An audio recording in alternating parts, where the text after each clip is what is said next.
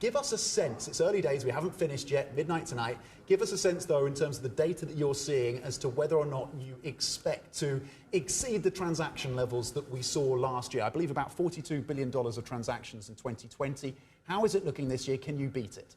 Sure. Tom, so far we have seen pretty strong momentum during this sales season. And our pre-sales event kick off on May 24th, and which can give us some early sense of the data and also some consumer behavior.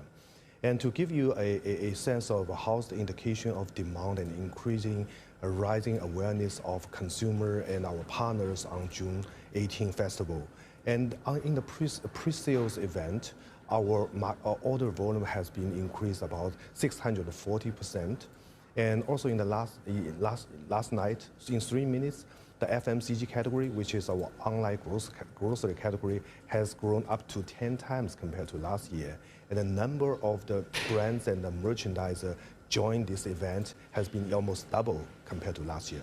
Okay, so on those metrics, it sounds like you're going to be easily beating that level of transactions that we saw last year. We have a pretty good confidence based on this momentum. More broadly, we're seeing a retail sector and a consumer that is yet to come back to pre-pandemic levels. What do you think is holding back China's consumer more broadly? I think I will use another word. I think that there's a different trend between different categories, right? In certain categories, because last year it's already increased a lot, so the base is very high. This year, the growth rate will be slowed down a bit. But in other categories, we still see very strong momentum. And there's a lot of sectors which has surprised us. For example, pet categories. And this category increased categories under our JD supermarket business, which is the highlight of this year. And you know, last year many consumers took on pet ownership because of COVID-19 last year, and then this category began to boom. And the sales volume last year in 2020 has grown 10 times. And even this year, we add a lot of new services to this category. For example, pet training and funeral services, photographic, and there's a lot of interesting things happen. Okay, funeral services for pets. For pet, yeah, okay. A lot of services. I wasn't expecting that. We've seen a divergence in terms of the value of products being bought, generally, again, across the retail space. So luxury items have been doing very well. We saw jewelry demand spike about 30% in terms of those numbers this week. Is that divergence being reflected in what you're seeing? Do you expect that to continue in terms of higher value goods versus the lower value?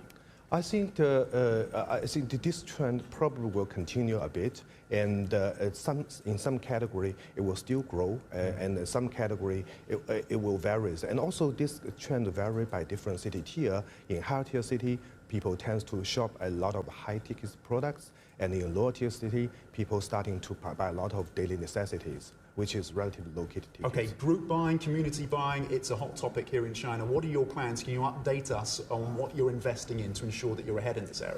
Oh, I think in the whole fresh, and I think this is in the whole fresh and online grocery market, there's a different channel, right? The online B2C is one of the channel, the group community purchase another channel, and there's also other channel like live streaming.